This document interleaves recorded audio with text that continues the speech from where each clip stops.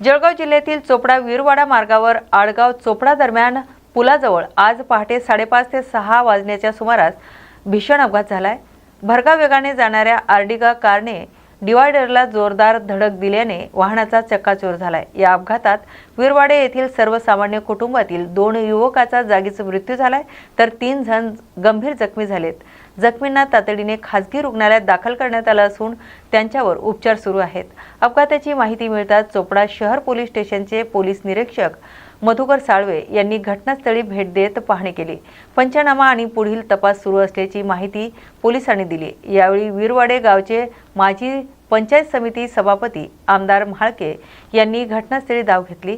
घटनेनंतर काही काळ वाहतूक विस्कळीत झाली होती। दरम्यान सर्वसामान्य कुटुंबातील होतकरू युवकाचा मृत्यू झाल्याने वीरवाडी गावावर शोककळा पसरली आहे।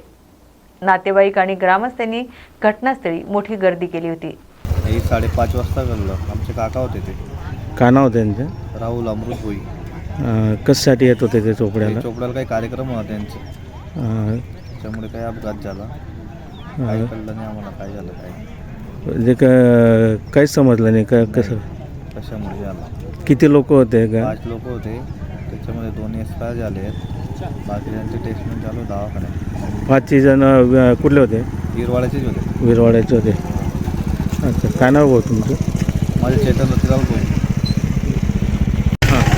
आज आमच्या गावात अतिशय दुर्दैवी आणि दुःखद अशी घटना घडली। कारण आमच्या गावचे 5 तरुण पोरं जैन समाजाच्या रॅलीसाठी जात होते। त्यांना पहाटे 5 वाजता त्या रॅलीसाठी बोलवलेलं होतं। त्यांच्या रिक्षा त्या ठिकाणी लावलेल्या होत्या, पण दुर्दैवाने त्यांच्यावर काळाने घाला घातला आणि त्याच्यातले 2 अतिशय चांगल्या स्वभावाची आणि अतिशय गरीब कुटुंबातली 2 मुलं दगावली आणि बाकीची थोडे सिरियस कंडिशनमध्ये आहेत आणि अतिशय दुर्दैवी अशी ही घटना आहे वीरवाडे गावावरती।